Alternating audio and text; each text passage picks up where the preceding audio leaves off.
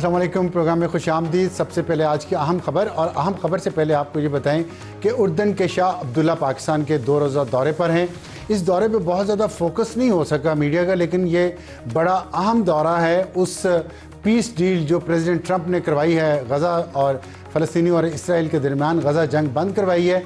उसके बाद जो इस्लामी ममालिक की फ़ौज ने वहाँ पे जाना है और जो उसके बाद वहाँ गज़ा के अवाम की इमदाद के लिए जो सामान भेजा जाएगा और जो वहाँ रिकन्स्ट्रक्शन होनी है, इस तमाम अमल के प्रोसेस को आगे लेकर जाने में इस दौरे की बड़ी अहमियत है। और उर्दन के शाह अब्दुल्ला को पाकिस्तान में सबसे बड़ा सिविल अवार्ड भी आज दिया गया है, और इसीलिए दिया गया कि पाकिस्तान और उर्दन के ताल्लुकात बहुत अहम है और पाकिस्तान इस मामले में जो पीस डील हुई है उसमें उर्दन का बहुत अहम किरदार है, पाकिस्तान का भी बहुत अहम किरदार है, और मुस्तकबिल में जो भी फैसले पाकिस्तान करेगा उसमें उर्दन की राय शामिल होगी।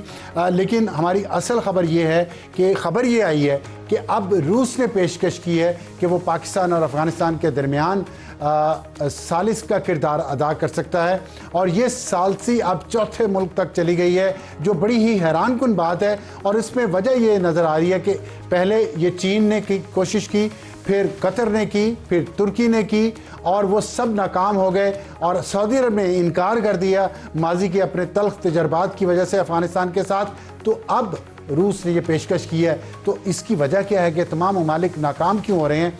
ये तालिबान रजीम को सोचना चाहिए, जो इंटरिम गवर्नमेंट है, 6ठा साल उसको हो गया है, लेकिन वो इंतखाबात नहीं करवा रहे और अपना ही जो उनका एजेंडा है उसको आगे ले जाना चाह रहे हैं, वो अमन चाह ही नहीं रहे। लेकिन ये बड़ी अहम तजवीज़ आई है, और मैं आपको इसमें ये बता दूं कि रूस ने ऐलान किया कि दोनों पड़ोसियों के दरमियान जो बढ़ती कशीदगी है वो उसमें सालसी का किरदार अदा करने के लिए तैयार है। ये रूसी वजारत ख़ारजा की तरफ से आई है, और उन्होंने कहा कि इलाकाई इस्तेहकाम रूस और दूसरे ममालिक के लिए बहुत अहम है। दो दुनिया की सुपर पावर्स रूस और चीन दोनों ये चाहते हैं कि तालिबान समझ जाएँ, लेकिन वो नहीं समझ रहे। इससे कबल जो पाकिस्तान और अफ़गानिस्तान के दरमियान सालसी की कोशिश की गई उसकी मैं आपको तफसील थोड़ी सी मुख्तसरन बता दूं। मई 2025 में अफ़गान वज़ीर ख़ारजा की बीजिंग में चीनी वज़ीर ख़ारजा से मुलाकात हुई, फिर पाकिस्तान के डिप्टी प्राइम मिनिस्टर और वज़ीर ख़ारजा इसहाक डार भी वहाँ पे गए, वो भी मिले, और वहाँ पे ये कुछ मामला तय हुए और ये कोशिश हुई, और वहीं तय हुआ कि अगली मीटिंग फिर काबुल में होगी और इस्लामाबाद में होगी। 20 अगस्त को पाकिस्तान, चाइना और अफ़गानिस्तान के वज़ीर ख़ारजा की काबुल में सैफरी की मुलाकात हुई इसी मामले को हल करने के लिए, लेकिन तनाज़ा जारी रहा और जंगी कैफियत बरकरार रही। इसके बाद 11 से 15 अक्टूबर के दरमियान पाकिस्तान अफ़गानिस्तान के दरमियान झड़पें हुई। 15 अक्टूबर को कतर और सऊदी अरब की दरख्वास्त पर सीज़ फायर हुआ। फिर इसके बाद कतर और तुर्की ने पाकिस्तान अफ़गानिस्तान के दरमियान सालसी की। 18 और 19 अक्टूबर को दोहा में कतर की सालसी में मुज़ाकरात का पहला दौर हुआ। 25 अक्टूबर को इस्तांबुल में मुज़ाकरात का दूसरा दौर हुआ। पहले दौर में जो सीज़ फायर हुई बस वही हुई जो सऊदी अरब कतर के कहने पर हुई थी, लेकिन कतर में भी कोई ब्रेक थ्रू नहीं हुआ, इस्तांबुल में भी ब्रेक थ्रू नहीं हुआ।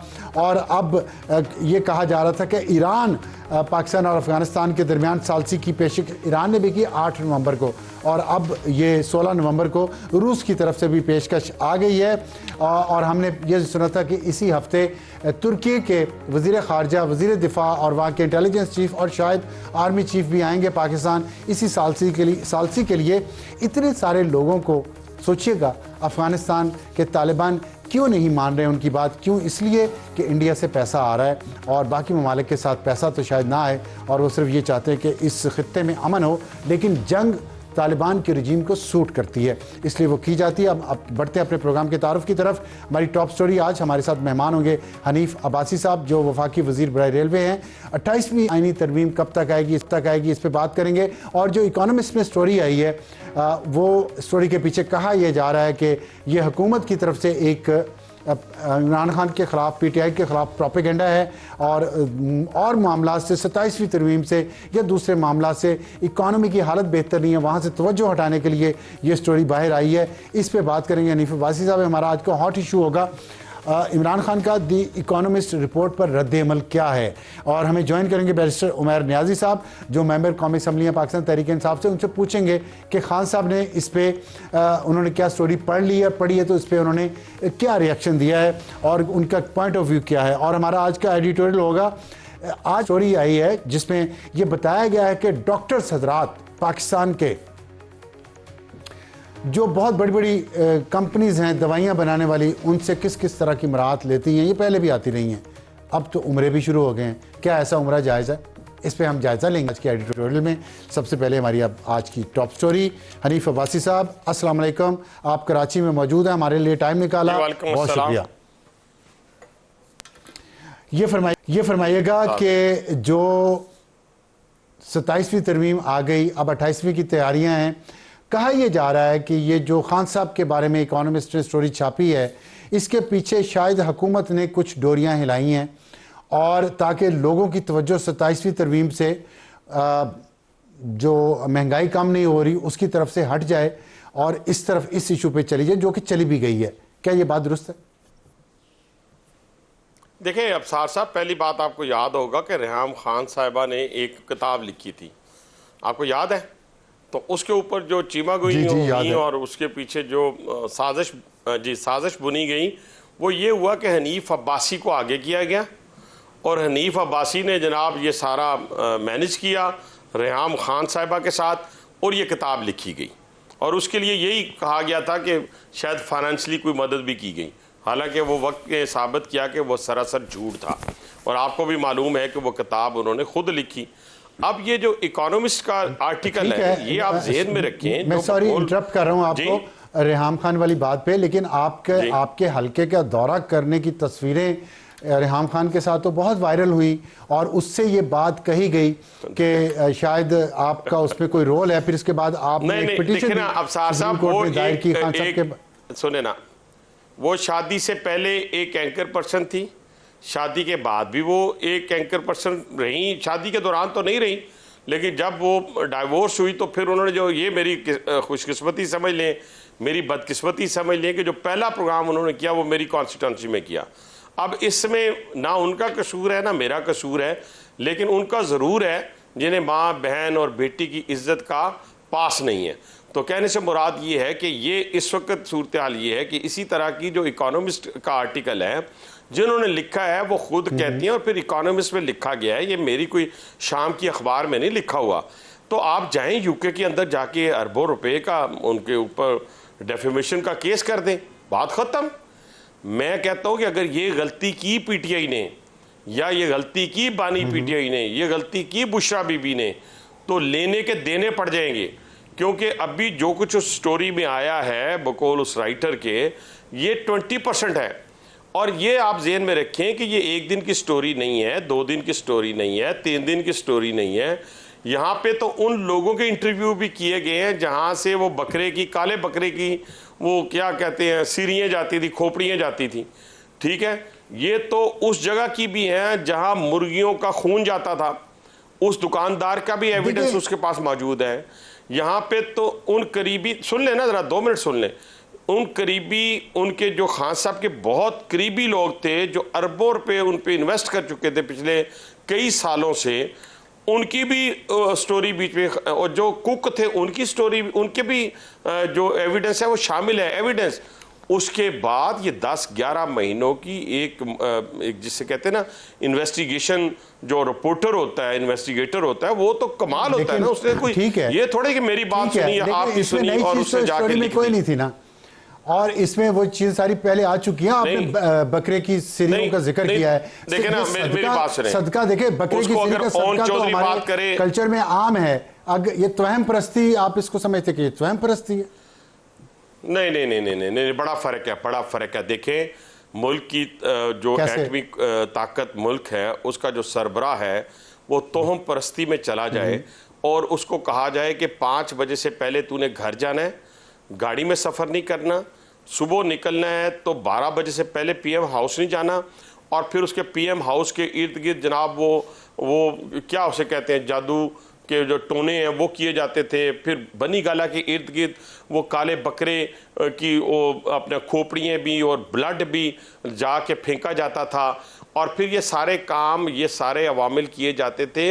इससे बड़ी और क्या इस पाकिस्तान की बदकिस्मती हो सकती थी कि तोहम परस्ती में जो रूहानी पेशवा बनी हुई थी मोहतरमा, वही कैबिनेट के फैसले करती थी, वही सीएम के फैसले करती थी, वही डीसी के फैसले करती थी, वही कमिश्नर के फैसले करती थी। उन्होंने ही तमाम मुल्कों के साथ, सऊदिया, ईरान, चाइना, तमाम मुल्कों के साथ ताल्लुकात बिगाड़ने में भी अहम किरदार अदा किया। और ये मामूली बात। अच्छा, मैं बात करता हूँ तो मैं, क्योंकि बानी पीटीआई के खिलाफ इलेक्शन लड़ा हुआ हूँ, मैं उसके खिलाफ बात करता हूँ। ओन चौधरी पार्टी छोड़ चुका है, लेकिन जब एक क्रेडिबल अखबार जो है वो बात करे जो सिंस 1886 का है, तो वो क्रेडिबिलिटी भी बनती है। और फिर अगर क्रेडिबिलिटी नहीं बनती तो फिर कोर्ट है, आप यूके का कोर्ट आपके पास मौजूद है। ठीक है, मैं आपकी बात से मुत्तफिक हूं कि क्रेडिबल मैगजीन है वो, और बहुत पुराना है, 182 साल पुराना है। लेकिन ये बताएं कि उसी में जब इमरान खान का आर्टिकल लगता है तो फिर हुकूमत बहुत एतराज करती है। दूसरे अखबारात है, फाइनेंशियल टाइम्स है, वॉल स्ट्रीट जर्नल है, उसमें 27 के बारे में तनकीद की गई है, में हमारे खिलाफ लिखा जाए, हमारे हक में लिखा जाए। अभी बात उस पे अभी नहीं, मेरा सवाल सुन लें, मेरा सवाल सुन लें कि वो जो तनकीद करते हैं फिर पाकिस्तान पे, हुकूमत के इस हुकूमत की गवर्नेंस के स्टाइल पे, और उस पे फिर आप लोग कहते हैं कि जी ये हमारे खिलाफ साजिश हो गई है, ये पाकिस्तान की तरक्की नहीं देख पाते। दो चीजें, कोई साजिश नहीं कहता, मैं हुकूमत का फेडरल मिनिस्टर बैठा हूँ, नहीं सुने ना, मैं फेडरल मिनिस्टर बैठा हूँ, मैं पीएम के बिहाफ पे बात कर रहा हूँ। इस वक्त पाकिस्तान की 78 साल तारीख में जो फॉरेन पॉलिसी है, देखे ना, अभी आपने अपने इंट्रो में कहा कि अब रशिया भी कह रहा है कि मैं अफगानिस्तान के साथ आपकी सुलह करवा देता हूँ। चाइना, ईरान, तुर्की, कतर, दुनिया पाकिस्तान के साथ खड़ी हो गई है।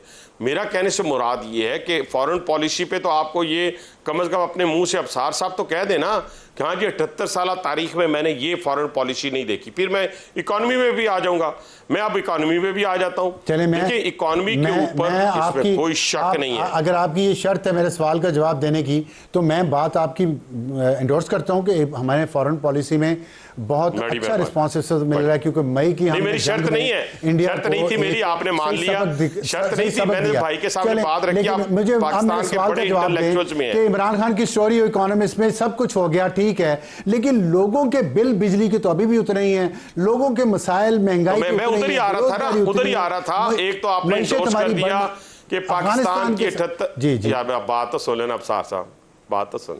मेरा ख्याल है आपका बिजली का बिल इस दफा ज्यादा आया है, आधा आधा कर लेंगे, कोई मसला नहीं, आपका भाई है। आज नहीं मैं सिर्फ गुजारिश कर रहा हूँ, सारी कौम से आधा आधा करें, मेरे से क्यों कर रहे हैं? मैं लाइटर मूड में बात किया, लाइटर मूड में बात, मैं भी लाइटर मूड में जवाब दे रहा हूँ। अच्छा, एक तो आपने इंडोर्स कर दिया कि पाकिस्तान के 78 साल, अच्छा सुने तो सही ना, 78 साल तारीख में पाकिस्तान की खारजा पॉलिसी को आपने इंडोर्स किया कि सबसे अच्छी है। अब आ जाए इकोनॉमी के ऊपर, मैं आपके सामने एडमिट कर रहा हूँ कि इस वक्त हमारे कारखाने नहीं चल रहे, ठीक है, मैं एडमिट कर रहा हूँ, और हमें फॉरेन इन्वेस्टमेंट के लिए हम लोगों को कह रहे हैं, लेकिन अपने कारखाने नहीं चल रहे।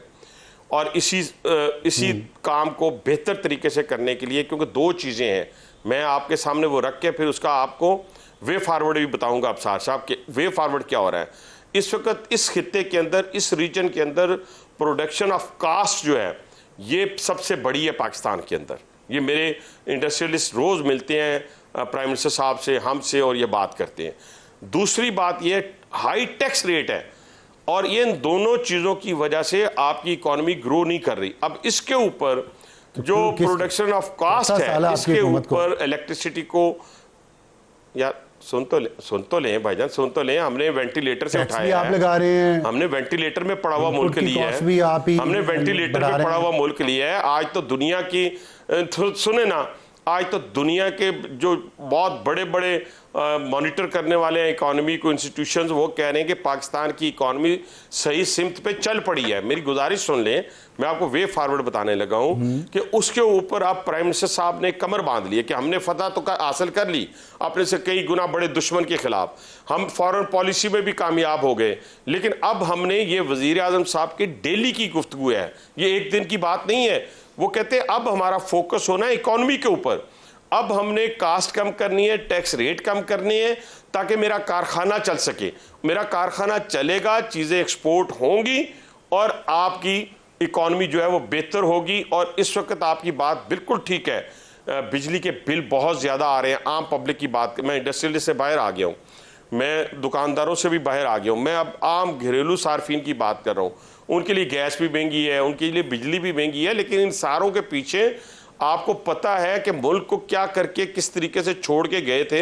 ये तो शुक्र अल्हम्दुलिल्लाह, ये जो डिफ़ॉल्ट होने वाली बातें हैं ना, ये सोचें कि खुदा ना खास्ता ये डिफ़ॉल्ट होता तो दुनिया के अंदर आप दुनिया से आप यहाँ पे 1 रुपया आपका ना 10,000 रुपया जो है ना 10,000 वो $1 के बराबर होता।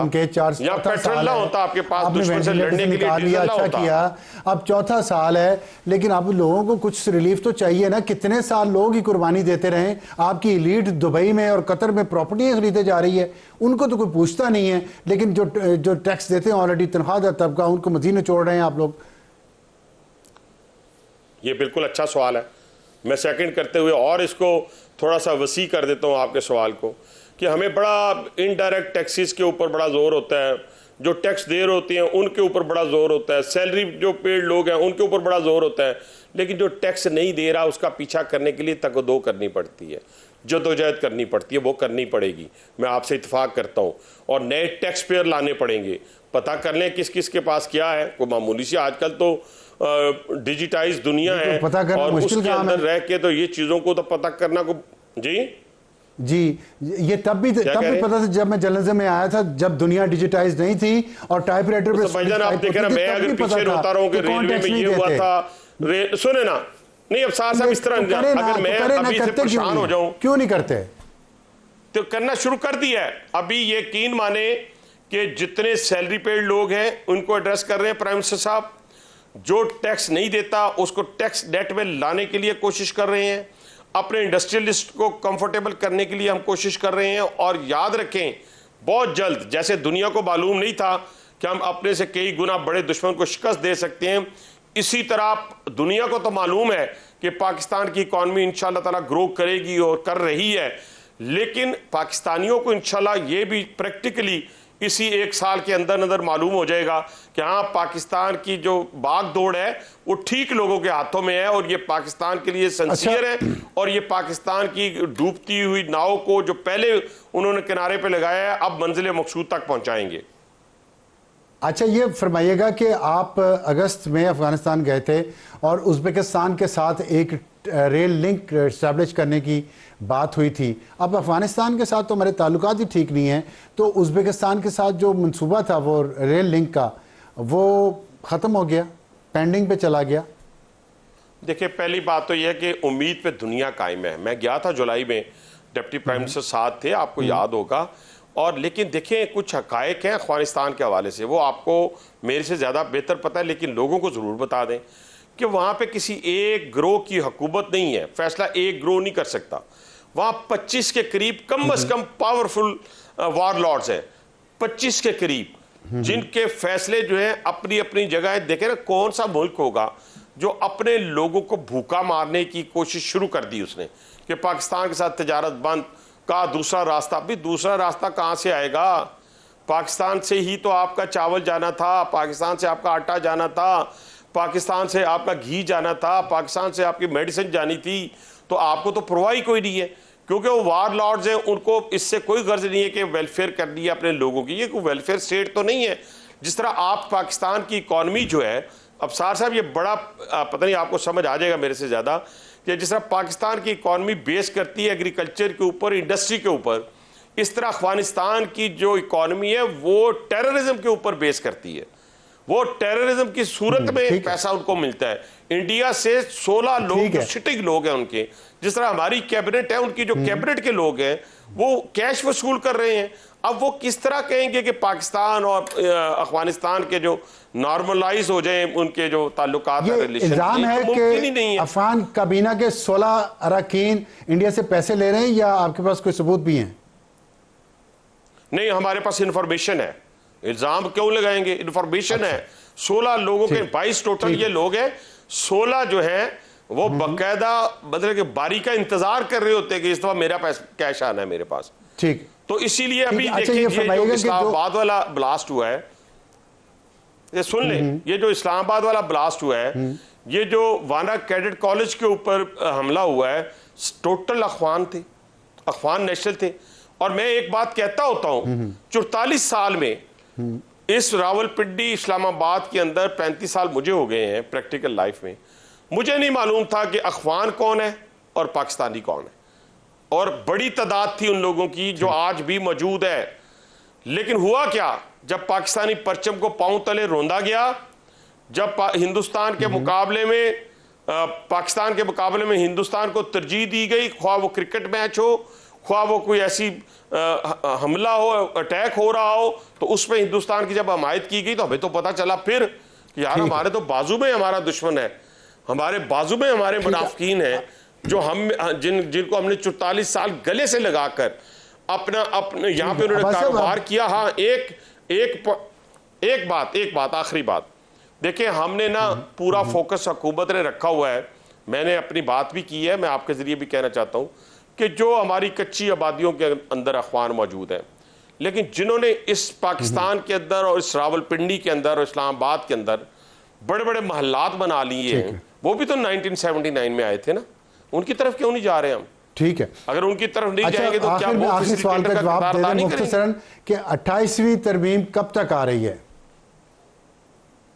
देखिए, जब ये आइन बना था ना अबसार साहब, तो उस वक्त कदगन नहीं लगी थी कि इसमें अमेंडमेंट नहीं आ सकती। उस वक्त से लेकर अब तक 27वीं आ गई है, तो मैंने तो 10 दिन पहले भी कहा था, 15वें दिन पहले भी कहा था 27वीं आई है। 26वें के बाद आपको याद है कि हम कहते थे 27वीं नहीं आएगी, तो 27वीं के बाद 28वीं भी आ जाएगी।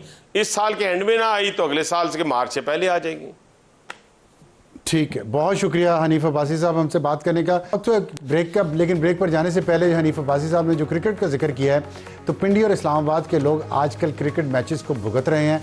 हुकूमत को ये फैसला करना है कि जो फेडरल कैपिटल है, इसमें बैरून ममालिक से जो मेहमान आते हैं, मुख्तलिफ कॉन्फ्रेंसेज होती हैं, अभी भी हो रही हैं, कुछ दिन पहले भी हो रही थी, वो करवा लें या क्रिकेट मैच करवा लें, दोनों इकट्ठे करवाते हैं तो इस्लामाबाद और रावलपिंडी के रहने वाले लोगों की ज़िंदगियां अजाब हो चुकी हैं, मज़ीद अजाब ना करें। वक्त एक ब्रेक के बाद आएंगे वापस तो हॉट इशू प्रोग्राम में दोबारा खुशामदीद। हॉट इशू आज का और है इमरान खान का दी इकोनॉमिस्ट रिपोर्ट पर रद्द-ए-अमल क्या है, अगर उन्होंने ये खबर पढ़ी है, और इसके ऊपर पीटीआई का मौक़िफ़ क्या है। हमें ज्वाइन किया बैरिस्टर उमैर न्याजी साहब ने, मेंबर कौमी असम्बली पाकिस्तान तहरीक इंसाफ। बहुत शुक्रिया हमें ज्वाइन करने का। हमने अभी हनीफ अब्बासी साहब से बात की, उनसे पूछा है कि ये स्टोरी इस वक्त आने का मकसद, पीटीआई ये कह रही है और लोग भी कह रहे हैं ये बात, कि जो असल मसाइल अवाम के उससे तवज्जो हटाने की कोशिश है। आप ये फरमाइएगा कि क्या खान साहब ने, उनको वो इन्फॉर्म्ड होते हैं जेल के अंदर रहते हुए भी, उन्होंने ये स्टोरी पढ़ी है, और पढ़ी है तो उनका क्या रद्द-ए-अमल है इस पर? देखिए, स्टोरी पढ़ी होना ये तो उनका पर्सनल नॉलेज है, मगर देखें क्या स्टोरी को डिफरेंट है, अखबारात उनके पास जाते हैं, देखें पीटीवी भी उनको अवेलेबल है, चलें पढ़ ली होगी, मगर देखें स्टोरी का कंटेंट क्या है। वही कंटेंट है जो आप कहें कि Al Qadir case, Toshakhana case, Iddat case, ये सारी चीज़ें रिपीट हो चुकी। और अगर ख़ास तौर पे अगर आप इद्दत का केस उठा के देख लें और तोशाखाना उठा के देख लें, ये वो केसेस हैं जिनमें सज़ाएं भी ऑलरेडी दिलवाई गई 8 फरवरी के इलेक्शन से पहले, तो कोई फ़र्क पड़ा? 8 फरवरी पे लोगों ने इन स्टोरीज़ को रिजेक्ट भी किया और वोट इमरान खान को दिया, तो ये सेम स्टोरी रिपीट कर रहे हैं। उसका मकसद एक ये मौक़िफ़, सॉरी बात आप मुकम्मल कर लें। मैं कहता हूँ कि उसका मकसद नहीं है। देखिए, हम आज 80s या 90s में नहीं बैठे, मतलब जो मैं अगर पर्सनली जो मेरा अपना रिएक्शन था, मतलब इमरान खान साहब का रिएक्शन तो चले वो अपना जब देंगे। देखिए, हम बहुत आगे निकल चुके हैं। अगर आज की सोसाइटी देखें ना, आज ये वो सोसाइटी नहीं है कि जो तस्वीरें फेंकवाने से कोई घबरा जाए, किसी की तस्वीरें फेंकवाई जाए, किसी की फैमिली की, जैसा सलमान तासीर की फैमिली की तस्वीरें सर्कुलेट की गई, कोई होए किसी से आर्टिकल लिखवा दें। देखिए, लोग अब इससे आगे निकल चुके हैं, लोग और तनाजुर से जो है ना लीडर्स को रिफ्लेक्ट करते हैं। अगर मुझे देखें, मैं अगर तहरीक इंसाफ में बैठा हूँ, मैं तहरीक इंसाफ में इमरान खान के साथ हूँ, तो मैं इमरान खान की किस वजह से हूँ? मैं कोई इमरान खान से दीन सीखने आया हूँ? क्या मैं इमरान खान से फैमिली वे ऑफ लाइफ सीखने आया हूँ? मैं इमरान खान के साथ क्यों? मैं चाहता हूँ कि पाकिस्तान में एगैलिटेरियन सोसाइटी हो, हम उस प्रिंसिपल्स के लिए खड़े हैं। तो अगर इमरान खान उन चीज़ों के लिए स्ट्राइव कर रहे हैं, एज ए लीडर हम उसको मानते हैं, अगर उसके पैरोकार हैं, वो उन चीज़ों से मरगूब होंगे। इन चीज़ों से देखें, ना तो ये डिस्ट्रैक्शन कॉज करती हैं, ना ही इमरान खान की जो मॉरल स्टैंडिंग है उसको किसी तरह से कुछ मॉरल स्टैंडिंग आपने बात की है, इस स्टोरी का आने का आपकी बात ठीक है, ये चीज़ें पहले भी आ चुकी हैं जो स्टोरी में आई हैं, लेकिन एक तो वेस्टर्न ऑडियंस उस इकोनॉमिस्ट मैगजीन पे ज़्यादा एतबार करेगा as compare to Pakistani media. तो इसलिए वो अफेक्ट होगा। ये आपका इस पे क्या पॉइंट ऑफ व्यू है? और दूसरी बात ये कि स्टोरी से जो चीज़ पहले भी खैर आई है, हमारे लोगों को तो ये बात पता है, लेकिन वेस्ट के जो लोगों को ये बात आई है कि इसमें एक तवहम प्रस्त लीडर का इमेज बनता है कि जो बकरी के कटे हुए सरों का सदका देता है, मुर्गी का खून गिराता है मुर्गियों का, और एक ऐसी खातून के पीछे चल रहा है जिसका ना कोई एजुकेशन बहुत ज़्यादा है, ना गवर्नेंस का कोई तजर्बा है, ना कोई वैसे उन्होंने ज़िंदगी में कोई ऐसा कारनामा किया जिसकी बुनियाद पे उनकी अकल फहम एक न्यूक्लियर स्टेट को चलाने की हो। तो उसमें जो एक मीटिंग हुई, इमरान खान वज़ीर आज़म थे, जनरल कमर बाजवा आर्मी चीफ थे, और उसमें लेक्चर जो है वो बुशरा बीबी दे रही थी। इस तरह की बातों पे एतराज़ हो रहे हैं जो कि वैलिड लगते हैं अगर आप इसको किसी और तनाजुर में देखें कि अगर ये काम नवाज शरीफ ने किया होता, उनकी फैमिली के किसी मेंबर ने, या आसिफ अली जरदारी के, तो एतराज़ होता कि एक अनइलेक्टेड खातून जो पढ़ी लिखी नहीं है, जो तजर्बाकार नहीं है, वो स्टेट को रन करें। अच्छा, ये तो फिर हम समझ रहे हैं कि वेस्टर्न ऑडियंस बड़ी नाइव है। हम समझते हैं कि वो समझ रहे हैं कि पाकिस्तान को जो है ना सियासतदान चलाते हैं। देखें आज आपकी सूरत हाल किधर है। बुशरा बीबी चलाती रही है, फिर आप ये कहना चाह रहे हैं इमरान खान ही चलाते थे? देखें सारी दुनिया को पता है कि पाकिस्तान का आइन इस वक्त 80 की दहाइयों में है। आज 2025 का आइन नहीं, मैं वो चीज़ कह रहा हूँ ना कि वेस्टर्न ऑडियंस को पता है कि यहाँ मुल्क जो चलाते हैं वो उन्हीं से बात करते हैं, वो सियासतदानों से बात नहीं। लेकिन ये बात ठीक है कि मुल्क कोई और ही चलाता रहा है, लेकिन इस दफ़ा नया ये था कि बुशरा बीबी जो खान साहब की वाइफ हैं वो चला रही हैं मुल्क को, और जनरल फैज़ उनके ज़रिए मुल्क चला रहा है। देखिए चलाया किसी और ने, लेकिन पहले तो चले आप शहबाज शरीफ चला तो शहबाज शरीफ ही रहे ना, उनके ज़रिए कोई और चला रहा है, लेकिन आगे तो शहबाज शरीफ है ना। इसमें यह कहा जा रहा है कि बुशरा बीबी और फैज़ का कोई ऐसा वो सिस्टम था जो इस मुल्क को चला रहा था खान साहब के ज़रिए। ये चीज़ डिफरेंट है, और इसमें तवहम प्रस्ती का एक आंसर आ रहा है। अगर समझ दो, अगर हम ये बैठे हैं तो जैसा मैंने कहा कि हमारा आइन 80 की दिहाई में, तो मीडिया हमारा 90 की दिहाई में चला गया। देखें मुशर्रफ की एनलाइटनमेंट किधर चली गई। देखें ये इशूज़ हम जिन चीज़ पे नैरेटिव बिल्ड करना चाह रहे हैं ये अवाम 8 फरवरी को रिजेक्ट कर चुकी है। देखें अगर इस तरह के मामला तो इमरान खान एक ऐसा घोड़ा है जिस पे कोई सवारी कर सकता है, आप खुद बता दें। बात है इमरान खान, ये जो इमरान खान स्टोरी में जो फैक्ट्स तो हैं ना उसमें। देखें ये स्टोरी अगर फैक्ट है, इसका काउंटर के साथ ये वाली कोशिश रेहाम खान भी कर चुके हैं, उस फैक्ट्स का क्या बना? आप अदालत में किसी को नहीं लेके गए, ना रेहाम खान को, ना इनको ले जाएं। अगर गलत है, अगर ये गलत है तो अदालत ले जाएं। अगर ये सच है तो फिर जाहिर है ये चीज़ क्वेश्चन तो पूछा जाएगा ना कि मुंतखब तो अवाम ने, फ़र्ज करें चाहे क्वेश्चनेबल इलेक्शन में किया, इमरान खान को किया था ना, तो मुल्क बुशरा बीबी चला रही है जनरल फैज़ के ज़रिए। आप नहीं समझते इसमें कोई तजाद नहीं नजर आ रहा? आप अपने लिहाज से सोच लें, तेरे इमरान खान को साइड पे करें, कोई आपके घर के बाहर आके जो है ना आवाज़ें कसने लग जाए, करने लग जाए, क्या आप उसका बैठ के मीडिया पे बैठ के जवाब देने लग जाएंगे? देखें सबसे बड़ी बात होती है लुक हुज टॉकिंग। जब एक म्यार पे आपकी बात ही नहीं है, एक म्यार पे आपके बंदा ही नहीं है, आपने रिस्पॉन्ड क्यों करना है? चले पीटीआई ने नहीं क्रेडिबिलिटी सारी चीज़ें पता चल जाएंगी कि जी इकोनॉमिस्ट है, क्या है, सब कुछ आ जाएगा। चले उस चीज़ में नहीं जाते, मगर देखें हमने क्रेडिबिलिटी इमरान खान की किस चीज़ से जज करनी है? पॉलिटिकल स्टेचर, क्या इन चीज़ों से इमरान खान का किसी तरह से कम हो सकता है? नहीं होगा। देखें आप, लेकिन मैं कह रहा हूँ, मेरा तो क्वेश्चन ये नहीं है, मैं कह रहा हूँ कि वही जो इल्ज़ाम लगाया जा रहा है तवहम प्रस्ती का, दूसरा एक और इल्ज़ाम भी है कि इसमें ओवन बेनेट जोन्स की जमाइमा खान से मुलाकात हुई है, जिन्होंने स्टोरी लिखी है लंदन में, और ओवन बेनेट जोन्स और बुशरा तस्कीन जो दूसरी ऑथर हैं, उनकी यहाँ अलीमा खान से मीटिंग हुई है, इंटरव्यूज़ हुए हैं। तो एक व्यू ये आ रहा है कि इन दोनों ने, ज़ाहिर बुशरा बीबी से इनके कोई अच्छे बहुत आइडियल ताल्लुकात नहीं हैं। जमाइमा ने एक ट्वीट भी किया था एक दफ़ा, जिसमें उनको वो उनकी तस्वीर लगा के ऐसे करके तूने क्या जादू किया, उस पर लिखा हुआ था। तो क्या ये घर की कोई लड़ाई है ख़वातीन की जो बाहर आ गई है?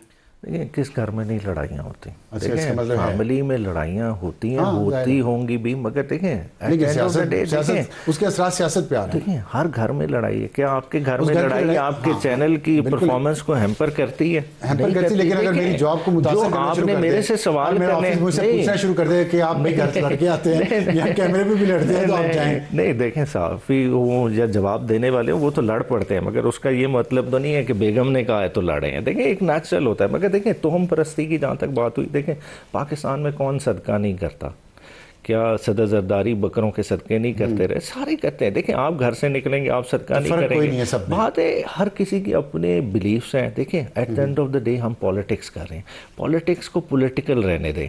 हम इसको बना दें कि यार हमने क्यों, मतलब देखें हम मौलाना इमरान नियाजी की पार्टी में हैं या हाजी शहबाज शरीफ की। नहीं, बात बात है एट द आपकी एंड ऑफ ठीक द है, डे। लेकिन वो आपकी पार्टी ने बहुत ज़्यादा मसलन ये कहा ना कि मजहबी टच दें।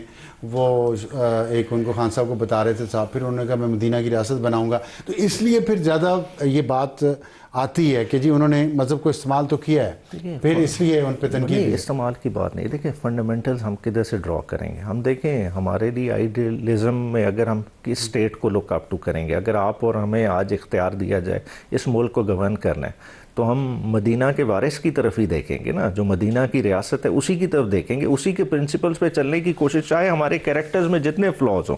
अल्टीमेटली हमारे लिए गाइडेंस किधर से आनी है? कुरान और सुन्ना से आनी है ना। अगर उससे गाइडेंस लेना, क्या आपको वो इस्लामिक मैं इसमें ज़्यादा जाना नहीं चाहता क्योंकि फिर वो बहस ऐसी चली जाएगी कि ज़ाती ज़िंदगी आ जाएगी, फिर मैं उस पर बात ज़्यादा करता नहीं हूँ ज़ाती ज़िंदगी पे। मुझे ये बताइएगा कि खान साहब की रिहाई के लिए अब पार्टी का क्या हिकमत अमली क्या है, अगर कोई है तो?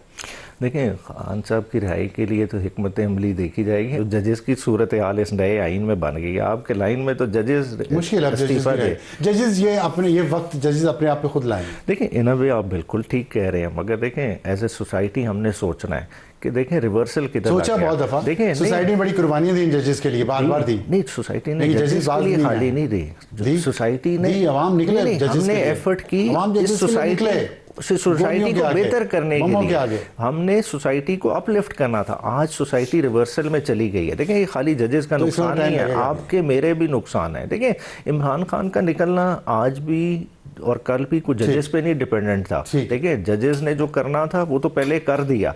बात है कि इमरान खान ने निकलना है जिस कुव्वत के सर पे, वो आज भी इमरान खान के साथ खड़ी है। अब वो कुव्वत किस वक्त बेदार हो जाती है, किस वक्त अपना रिएक्शन देती है, ये तो अवामी तरीके से। बहुत शुक्रिया बैरिस्टर उमैर नियाज़ी साहब, हमसे बात करने का। वक्त ब्रेक के बाद वापस आएंगे तो हमारा आज का एडिटोरियल क्या ऐसे उम्रा जायज़ है, कैसे आपको बताते हैं। और हमारा आज का एडिटोरियल है क्या ऐसे उम्रा जायज़ है, और कैसे उम्रा जायज़ है? ऐसे जायज़ है कि London school of hygiene and tropical medicine इसने एक रिपोर्ट बनाई कुछ अर्सा पहले, और उसमें अनएथिकल मार्केटिंग प्रैक्टिसेस इन पाकिस्तान फार्मास्यूटिकल सेक्टर, ये दवाइयाँ बेचने वाली जो कंपनियां हैं इनकी जो गैर अखलाकी सरगर्मियां हैं, और जिस तरह ये पैसा लगाते हैं डॉक्टर्स पे ताकि वो इनकी दवाइयाँ रेकमेंड करें, प्रिस्क्राइब करें मरीज़ों को, और फिर इसके बाद डॉक्टर्स को बहुत सारे मुल्कों में ट्रिप्स पे लेके जाते हैं, लेविश पार्टीज़ देते हैं, उनको बहुत अय्याशी की ज़िंदगी गुजारते हैं, और उसके बदले में डॉक्टर्स मरीज़ों को वो दवाइयाँ भी लिख के देते हैं, महंगी दवाइयाँ जिनकी ज़रूरत नहीं होती। और अब उस पर नया ट्रेंड ये आया, इस्लामिक टच दिया गया। उसको क्या टच दिया गया? एक मशहूर कंपनी ने डॉक्टर्स को, जो जिसमें कंसल्टेंट्स हैं और जिसमें आप सुने कौन कौन से हैं, जिसमें प्रोफेसर्स हैं, स्पेशलिस्ट हैं from neurology, cardiology, diabetology, internal medicine and other fields, उनको लेके वो